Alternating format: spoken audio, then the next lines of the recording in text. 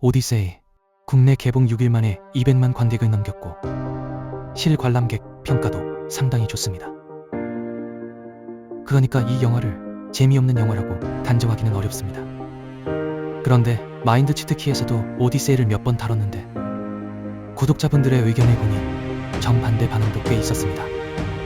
산만하다. 장면이 자꾸 끊기는 느낌이다. 액션이 생각보다 약하다. 트로이 같은 영화를 기대했는데 전혀 달랐다. 그런데 마지막 의견에서 저도 조금 뜨끔했습니다. 사실 저 역시 그랬기 때문입니다. 논란이 그리스 신화를 찍고 거대한 IMAX 영화로 만든다고 했을 때 저 역시 브래드 피트의 트로이 같은 초대형 액션 블록버스터를 먼저 상상했습니다. 거대한 한대, 검과 방패가 부딪히는 전쟁, 영웅의 압도적인 전투, 그런 영화를 기대했습니다. 그런데 실제 평가를 찾아볼수록 오디세이는 제가 상상했던 영화와 조금 달라 보였습니다. 그래서 아직도 극장 앞에서 머뭇거리게 됩니다. 거의 3시간입니다. 영화표 값도 써야 합니다. 그래서 오늘은 오디세이가 좋은 영화인지 나쁜 영화인지 판단하지 않겠습니다. 대신 제 돈과 3시간을 쓰기 전에 확인해 보겠습니다. 나는 이 영화를 좋아할 취향인가? 첫 번째, 트로이 같은 화려한 액션 블록버스터를 기대한다면 한번 생각해 볼 필요가 있습니다. 국내 평론에서도 오디세이의 거대한 물량과 규모는 인정하면서도 액션 자체에서 강하게 기억될 장면은 기대보다 부족하다는 평가가 나왔습니다. 오디세이의 액션은 현란하고 시원하게 터지는 방향보다 거칠고 날 것에 가까운 쪽이라는 평가도 있습니다.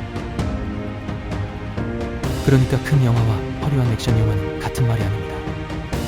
저처럼 논란, IMAX, 그리스 신화라는 단어를 듣고 자동으로 트로이를 떠올렸다니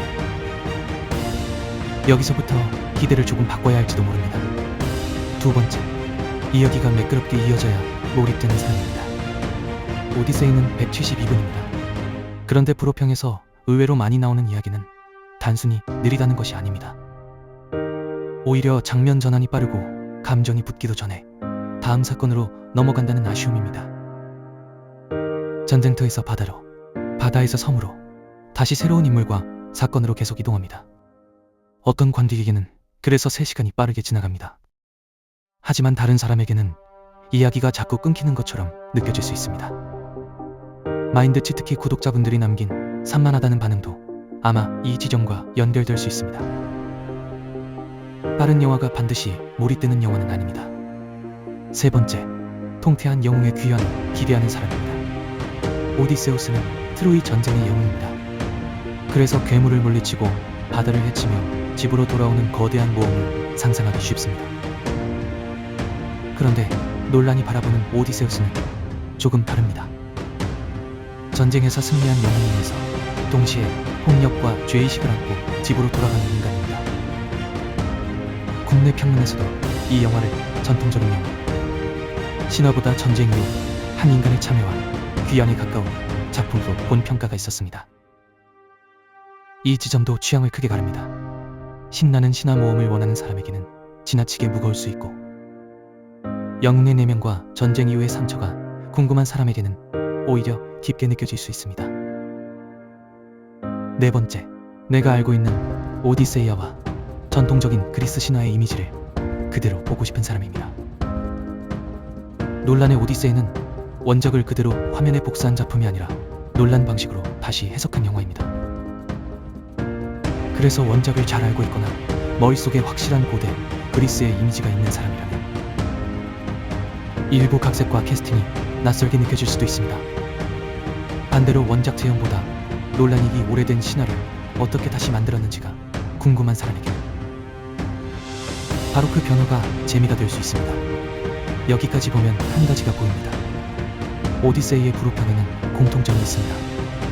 영화의 완성도가 형편없어서라기보다 내가 기대했던 영화와 실제 영화의 거리가 컸을 때 실망이 커지는 겁니다. 저 역시 아직 머뭇거리는 이유가 바로 이것입니다. 저는 처음부터 트로이 같은 액션 블록버스터를 기대했습니다.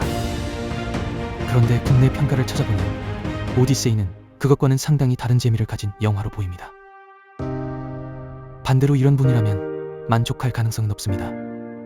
실제 로케이션과 거대한 IMAX 화면 자체를 좋아하는 사람, 화려한 액션보다 거친 전투의 질감을 좋아하는 사람, 단순한 영웅의 승리보다 전쟁을 겪은 인간의 죄책감과 귀환에 관심이 있는 사람, 그리고 원작 그대로가 아니라 놀란이 신화를 어떻게 다시 해석했는지 궁금한 사람입니다.